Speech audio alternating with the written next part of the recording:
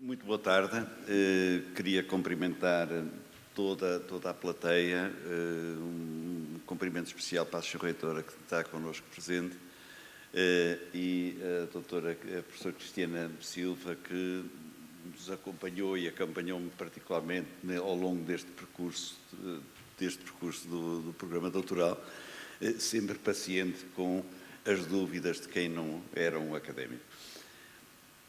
O que trazemos hoje é o papel da literatura cinzenta na Biblioteca Global e começamos por pensar onde vamos procurar os artigos científicos, onde fazemos ou que vamos servir para fazer as nossas revisões bibliográficas. Trazemos aqui algumas publicações, alguns indexadores e fazemos as nossas pesquisas neste tipo, com estes instrumentos, por uma razão. Já estão revistas por pares, são cientificamente robustas e encontramos até aqui algumas, por exemplo, com a BION, que é financiada pela FCT e que nos dá acesso a um conjunto de informação bastante grande. É denominada a literatura branca. Isto é branca porque há um contraste entre a folha de papel, chama-se assim, e o texto que está lá escrito. A literatura branca porque há a garantia do seu rigor científico. Em oposição, temos a literatura preta, ou negra, ou secreta, aquela que não temos possibilidade de acesso.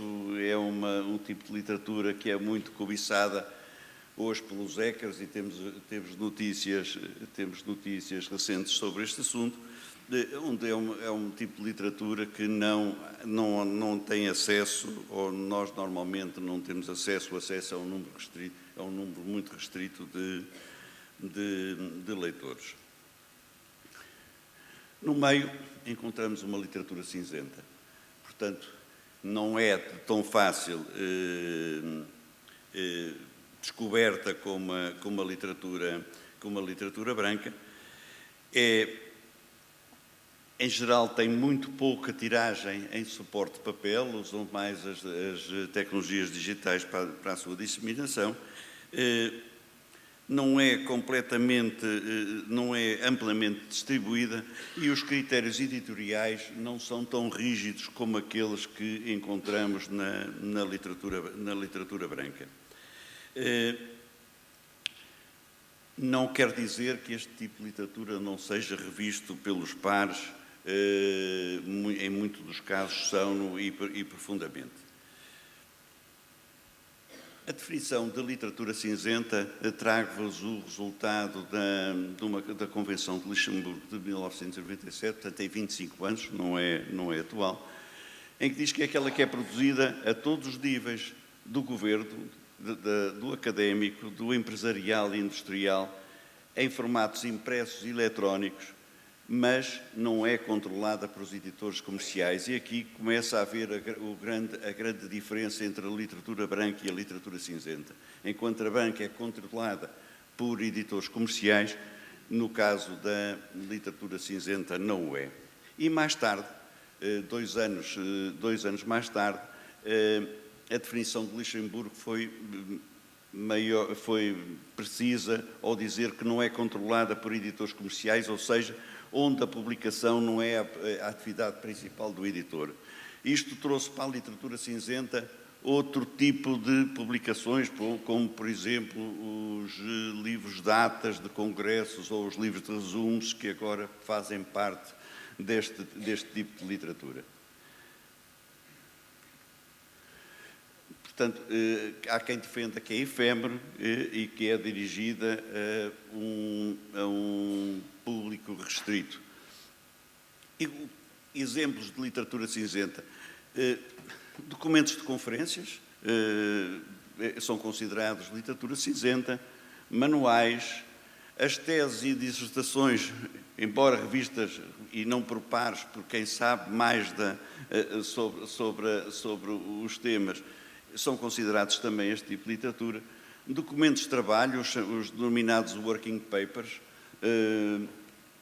relatórios técnicos e governamentais, a legislação também é considerada cinzenta, patentes e propriedade intelectual, artigos enviados para publicação, os pré-prints de artigos já aprovados por outras editoras, postas, base de dados, por exemplo, as bases de dados da Pordata, onde conseguimos encontrar estatísticas sobre os mais diversos assuntos, e websites como consultamos variadíssimas vezes websites, estou-me a lembrar do sítio da União Europeia, etc.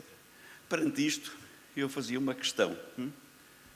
Usamos literatura, ou usam literatura cinzenta, preta ou branca nos nossos trabalhos académicos? Sim? Não? Ninguém responde. Mas usamos. Trago-vos um artigo que foi de 2019, cujo título é o seguinte: Grey Literature, Use, Creation and Citation Habits, na Faculdade of Faculty Researchers Across Disciplines. É um estudo realizado na Universidade de Minnesota, onde lecionam cerca de mais de 2.300 professores. E o objetivo era conhecer as experiências do corpo docente a encontrar, usar e citar a literatura cinzenta. Como é que este estudo, qual foi o método usado? Usar uma metodologia mista, quantitativa e qualitativa. Não entrevistaram ou não tiveram resposta dos 2.300 professores desta universidade, mas fizeram um estudo randomizado, onde convidaram cerca de 1.300 professores a responder, e o questionário foi enviado eletronicamente. Foram inquiridos 171 professores, e gostava de vos apresentar os tipos de resposta que tivemos. Quem foram os professores que responderam a este inquérito? Professores jubilados, 1,9%, mas os professores catedráticos, mais de 50% dos professores inquiridos eram professores catedráticos, e que afirmaram usar a literatura cinzenta. Não eram os professores jovens, mais de metade dos professores lecionava há mais de 21 anos, portanto, e estão envolvidas aqui 15 faculdades e 75 departamentos. Usam a literatura cinzenta 84%, portanto a maioria deles usa. E que tipo de literatura é que é consultada por estes professores? Conferências, documentos vindos de conferência, teses e dissertações, relatórios, documentos governamentais, os pré-prints que falávamos há pouco, e documentos de trabalho. E não se limitam a consultar a literatura cinzenta. Citam-na também. Cerca de 90%, ou quase a totalidade, citam trabalhos considerados cinzentos ou de literatura cinzenta nos seus artigos. Porque este tipo de literatura apresenta vantagens relativamente ao outro tipo de literatura. A rapidez de publicação é rápido, não passa por aqueles passos todos que o nosso colega de painel, Nuno, explicou. É mais democratizado, não há custos associados à publicação.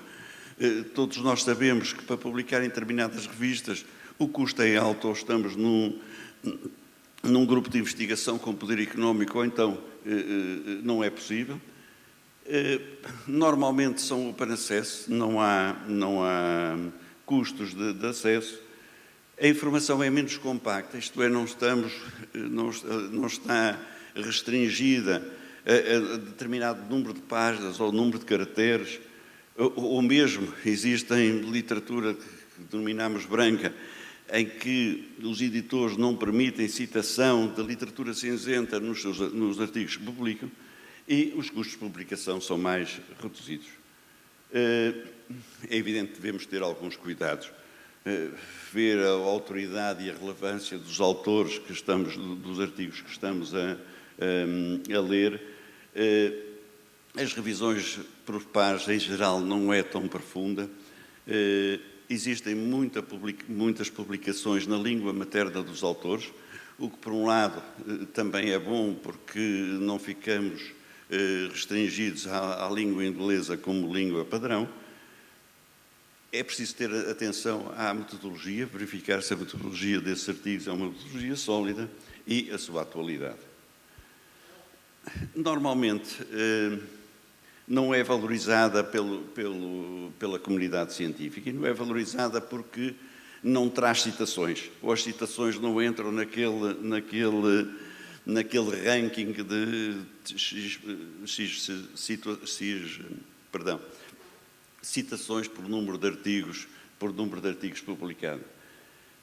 Não entra para a avaliação do desempenho tanto dos professores como dos investigadores e como das próprias universidades, e não tem, salvo que começam agora a aparecer, não têm fatores de impacto. Trago-vos, a propósito de fatores de impacto, 3 critérios que são os critérios mais respeitados no ranking das universidades mundiais, e trago-vos os 1000 primeiros. Portanto, o critério de Xangai, que é um critério muito respeitado, o QS e que são aqueles que dão estes resultados às nossas universidades portuguesas, resultados de 2022. A universidade melhor cotada sobre o ranking de Xangai é a Universidade de Lisboa, que está entre o lugar do ao centésimo, estou a dizer bem, até ao 300. E outros critérios também parecem as mesmas universidades, mas em ordens diferentes. Isto leva-nos a pensar quais são os critérios, e trouxemos aqui os critérios de Xangai, como é que avaliam as próprias universidades. O critério de Xangai tem em consideração o número de alunos ou ex-alunos com o Prémio Nobel ou outros prémios relevantes. Para Portugal só temos 2 prémios Nobel na nossa história, portanto ficaremos logo atrás. Mas existe outro ponto, que é o número de investigações altamente citadas na Clarivate Analytics. Portanto, aqui estamos virados outra vez para a parte comercial das editoras. O número de artigos publicados na Nature Science e o desempenho per capita de cada universidade. Isto faz-nos pensar que deveria haver, com certeza, uma bibliometria, critérios para este tipo de literatura, e sabemos que este tipo de literatura está, no caso do resultado da investigação feita por investigadores e professores das universidades portuguesas, estão alojados em repositórios. Trago-vos aqui alguns. O primeiro é o repositório da Universidade Aberta, onde todos os professores e investigadores depositam lá todo o seu trabalho científico, mas existem outras. O Estudo Geral, sei que é de Coimbra, o Sapiência é do Algarve, o repositório da Universidade de Évora, que o professor Nuno Coço certamente tem lá muito material publicado, depositado, entre outros. Portanto, existem repositórios. Estes repositórios não entram para o ranking das universidades, certamente deveriam entrar. Os repositórios portugueses estão todos indexados na RCK, portanto junta todos os artigos, tudo o que está publicado ou que está depositado nos repositórios das universidades portuguesas.